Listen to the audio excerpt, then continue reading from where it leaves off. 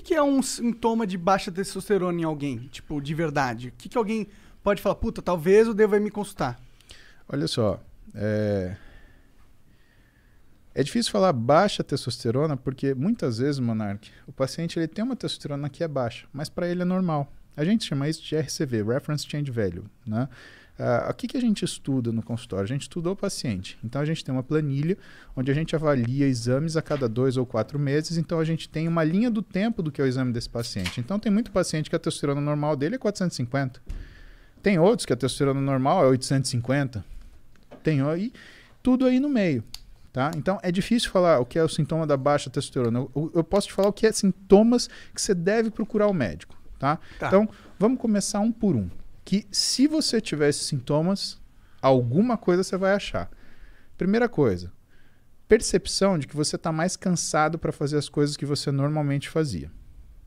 Essa percepção de mais cansado, ela pode se manifestar de duas formas. Primeiro, uma sensibilidade maior ao esforço, ou seja, você faz um esforço menor e você se sente mais incapaz de lidar com ele.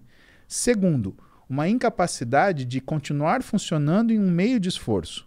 Antes você sentia o cansaço e conseguia seguir adiante. Hoje você não consegue mais. Terceira coisa, você pode ter alterações do que é a sua percepção de fome e saciedade. São coisas diferentes. Fome, quero comer. Saciedade, consigo parar de comer quando eu quero. Capacidade anorexígena, capacidade de não comer. Normalmente, esses estados de cansaço, eles fazem com que o teu corpo interprete que existe uma necessidade de energia. Então, você começa a perder o controle da sua capacidade de se alimentar. Isso é um sinal que tem alguma coisa errada com você, porque isso já é um controle central, é um controle neurológico. A gente tem sistemas muito delicados que cuidam disso. Interessante. E você tem que ser capaz de parar de comer quando você começa, e você tem que ser capaz de não comer quando você não quer. Só que não comer quando você não quer já é uma coisa que demora mais para você perder. Que é a primeira coisa que a gente perde a capacidade de parar de comer quando a gente começa. Outras coisas interferem aí e que tem muita relação com função hormonal. Né? Não só de testosterona, hormônios sexuais, mas tem função, o estradiol também conta nisso, mas tem função, por exemplo, tireoide. Né? A tireoide ela dá uma sensação de tão baixa energia que o sujeito, um dos sintomas se chama sugar craving. Né? A pessoa precisa de açúcar. Por que ela precisa desse açúcar? Porque toda vez que você come um açúcar simples, e fique atento se você tem essa sensação, principalmente se você come açúcar e de repente você tem um ânimo que aparece do nada.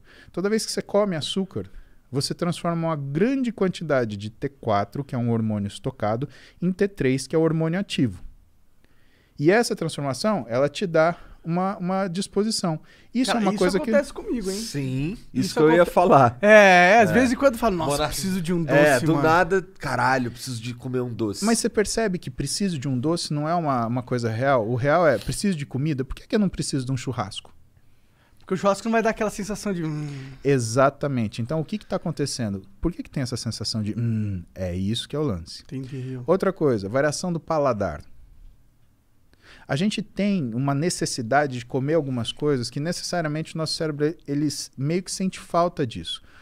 Tem um nome muito engraçado, vocês vão rir, chama pica gravídica. Sabia que vocês vão rir. Pica gravídica. Ah, não tem como não rir, né? Não tem. Os dois são bons, tá ligado? E é um nome que uma parte complementa a outra, né? Que faz sentido, né? Mas, por exemplo, é aquela história de mulher grávida ter vontade de comer tijolo, cabo de vassoura, né? Por que é isso? Isso daí é uma alteração, não deixa de ser uma alteração nutricional e que muitas vezes tem relação com alguma função metabólica que não está organizada. Sensação de mal-estar depois que você come, aquela sensação que você fala, nossa, agora eu queria um caixão para morrer e ressuscitar, né? Isso também é um mau sinal. E eu acho que eu preciso me consultar com você, cara. Cara, tudo isso que você está falando aí, tirando o lance do açúcar, porque eu não sou muito chegado, não. Mas o lance de... Quando você falou que, porra, quando o teu corpo tá cansado, ele começa a achar que tá faltando energia que tu quer comer, pá. Porra, tu me definiu, cara. Não, mas é verdade. Aí você percebe que assim, você nem tá com fome, mas você quer comer. E sabe qual é o grande problema? E assim, tem uma série de outros sintomas. Se a gente for começar a falar, então a gente vai de cima para baixo. A gente nem começou a falar dos neurológicos. Ainda tem cognição, tem memória, sensação de recompensa. controle da ansiedade, da agressividade e da Sensação de irritabilidade. recompensa.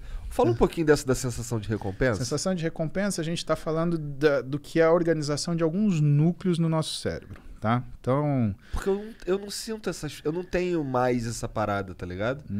Claro que tem, você fica mó feliz que você ganha de alguém no jogo, porra. Não, mas não, porra, não é disso que eu tô falando. Mas esse é o mesmo Não, eu tô mecanismo. falando de, pô, por exemplo, eu não...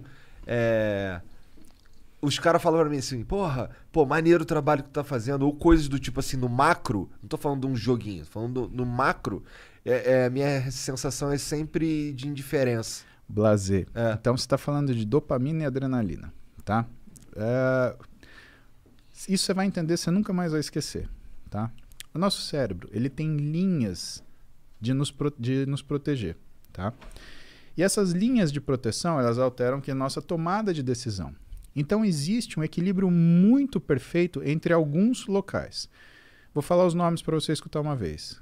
Striatum dorsalis, núcleo accumbente, amígdala e núcleo ventromedial do córtex pré-frontal. Esses são 4 que a gente lida com mais frequência, tá?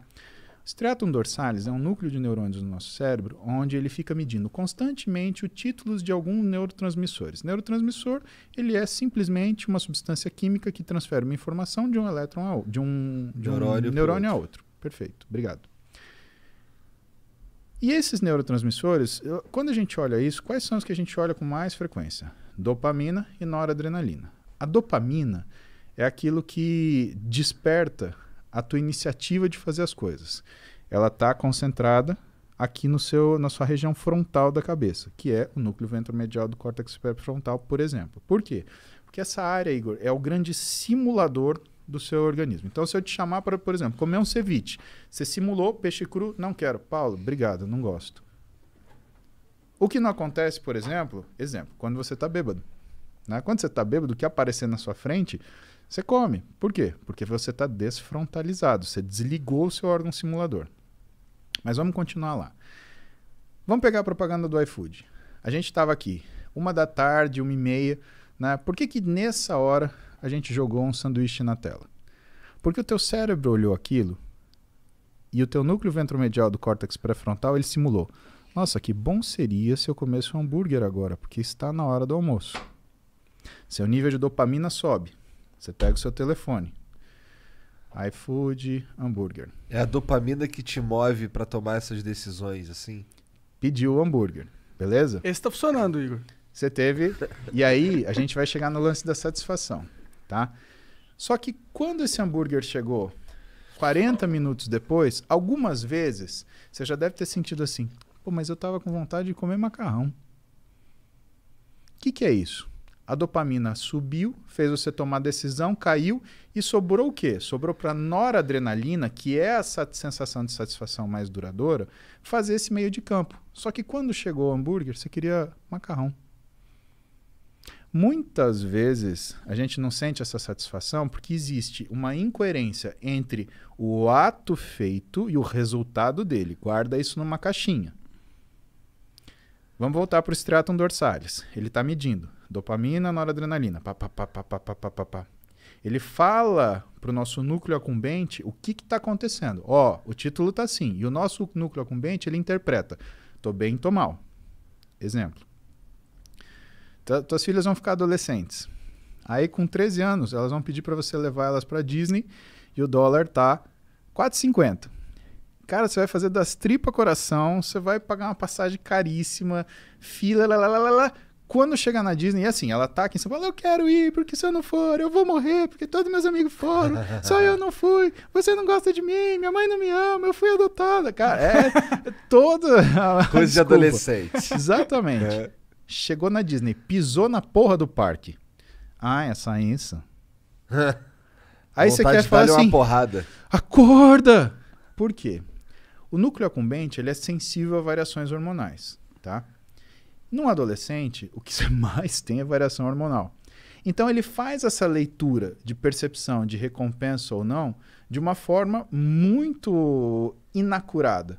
Por isso que é difícil você ver um adolescente que está 100% equilibrado o tempo inteiro, né? Ele está escutando uma música de corno lá, tranquilo, sofrendo, ou então ele tá, sei lá, dando pulo, alucinado, né?